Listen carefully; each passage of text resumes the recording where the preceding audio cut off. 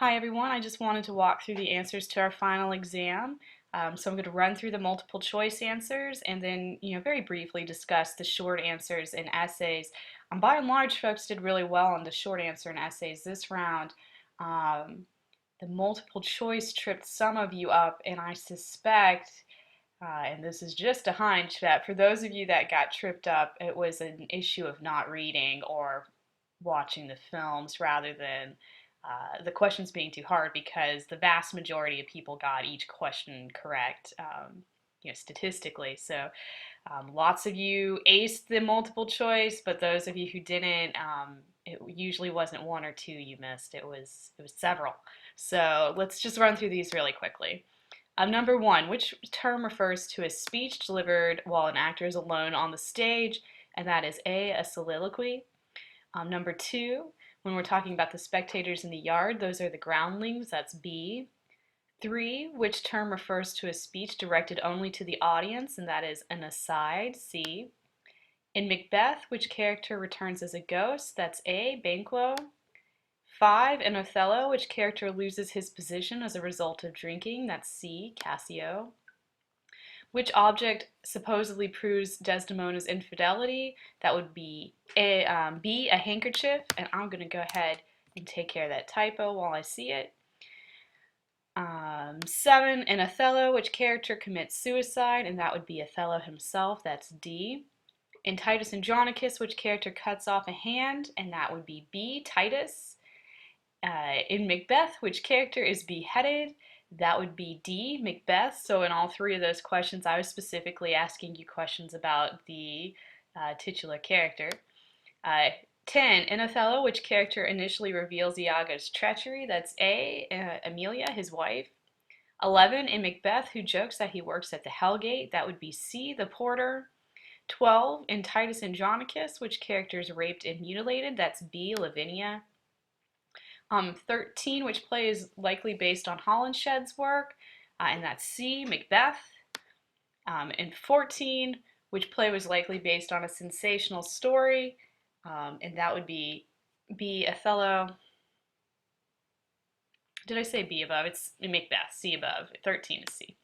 And 14, of course, is B, Othello.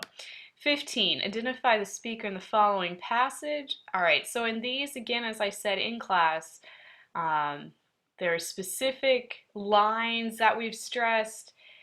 And this one here, one whose hand, like the base Indian, threw a pearl away richer than all his tribe. And that tells you it's B, Othello, talking about Desdemona. 16, identify the speaker in the following passage. Is this a dagger which I see before me? That's Macbeth, A. 17, identify the speaker in the following passage. The unsex me here, of course, is going to point towards Lady Macbeth. That's D.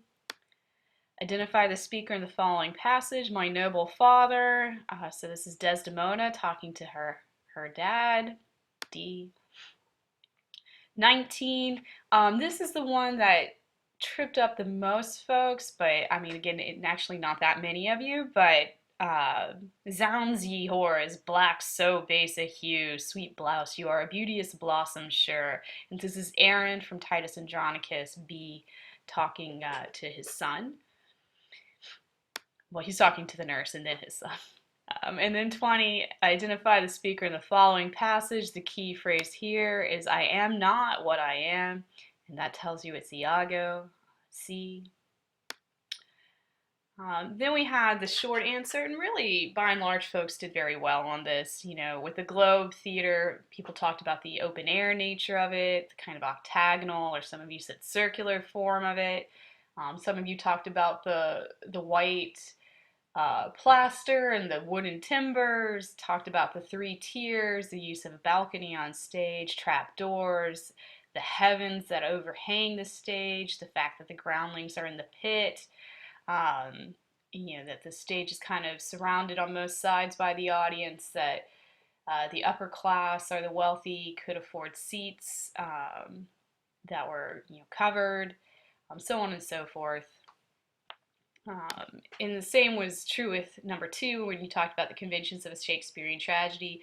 Most of you did very well. there are a few of you who weren't really listing tragic conventions. Like I think you were just kind of offering broad strokes that would be true for any genre of literature. Like you'd say, has characters in it. And that's obviously not good enough. But if we're talking about something like a tragic flaw in a hero who's at a certain height in society, a fall, supernatural elements sometimes. I even took things like issues of gender, issues of race. You know, love gone awry, revenge. Really, many of you did very well on this one. That's the only issue I had with um, anyone trying to kind of dodge the question. Number three, for some reason, was hard for folks, and I'm gonna try to say this. It seemed more like an issue of not knowing geography than not knowing the setting. Like some people might, I'll give you an example. This isn't one that happened, but it might tell you kind of how this rolled out. Like someone would say it was in Venice, France.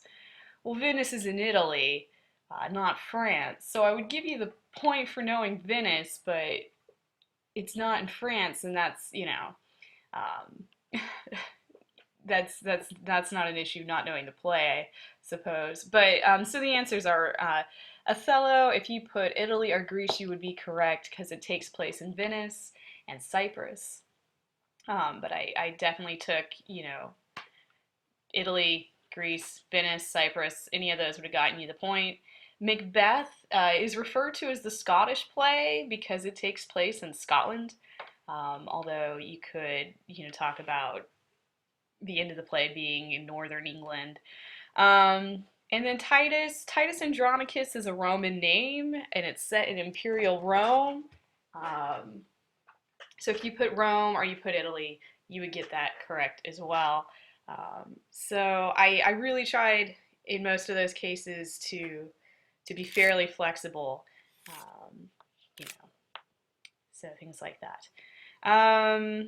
Number four, most of you did very well, and if you tried to translate the whole thing, you got the 2 points, even if maybe you went off meaning a little bit in the extra credit portion. And of course, this is Iago talking, and I'm not gonna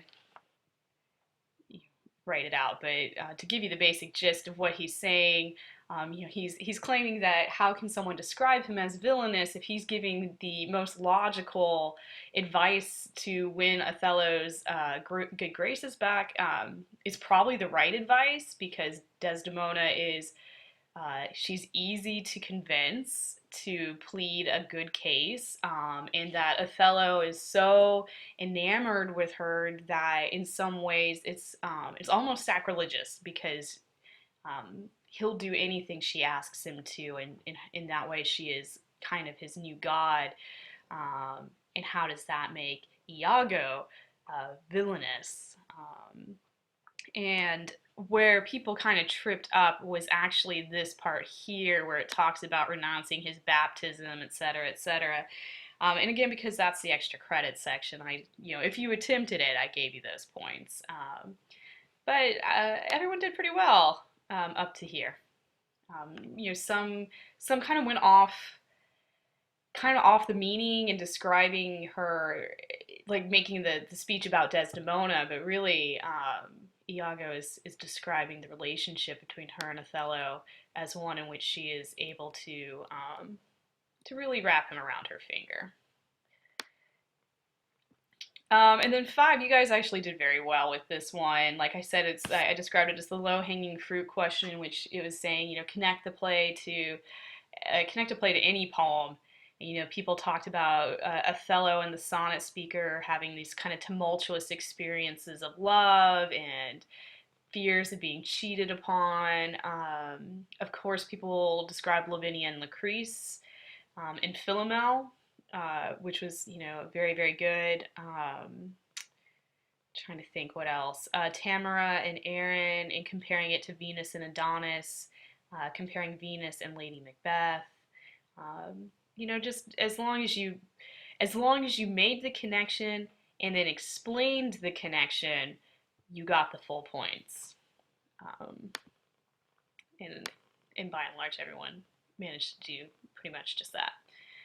In terms of the essays, I actually don't have a whole lot of feedback because people did very well. And I congratulate you on that because that means that in the future I feel very safe repeating this formula of having students have time to work at home. Um, Most people actually did this first question on women in the texts and did very well on it. Um, I really can't think of any specific criticism that I would offer beyond just to make sure that always support your analysis with textual evidence or research, and that's true in something that's not a literary essay as well. A couple of folks did number 2 on the supernatural, and the by and large biggest issue was just folks forgetting to talk about how that might alter the discussion or the message of the play. And a really good example I would give is one of your colleagues in class talked about Macbeth and fate, and how the witches maybe represent fate and current religious discussions in the court of James I. And that's the extra step, not just pointing to the fact that there are supernatural elements in the play. Like, we absolutely see that, and yes, they move the plot, they begin the plot, they represent insight and foreshadowing, but why include those elements? You could just as easily not have the supernatural, and how might that be relevant to the audience? Um, we had a few on the public reputation. Folks did really well there. Um, and in particular, I was very pleased when people remember to talk about reputation for the women. We didn't have so many people do the Machiavel, which I was surprised because I really love the Machiavel. My only critique here for a few of those essays is that people would forget to define or identify that figure. So there are villainous figures like Tamara and Lady Macbeth, but they do seem to have motivation, which, especially in Tamara's case, her son is murdered in front of her. That motivate their plot. Lady Macbeth is a little bit weaker, so she might in fact be someone I would accept as Machiavel. Aaron is a great example of a Machiavel. He has no reason to hate the Andromache beyond perhaps, if we want to say, being othered and making mischief. Um, and then like 1 or 2 of you did number 5, and those responses were very good and very effective, and managed to avoid just saying I liked this movie or I disliked this movie. So that was my only concern in offering you that essay question. So overall, you did very well. I think that the exam grades reflected quite adequately the kind of discussion we had in class, and those of you who talked a lot did very well. And I wish you all well in the future. Ciao!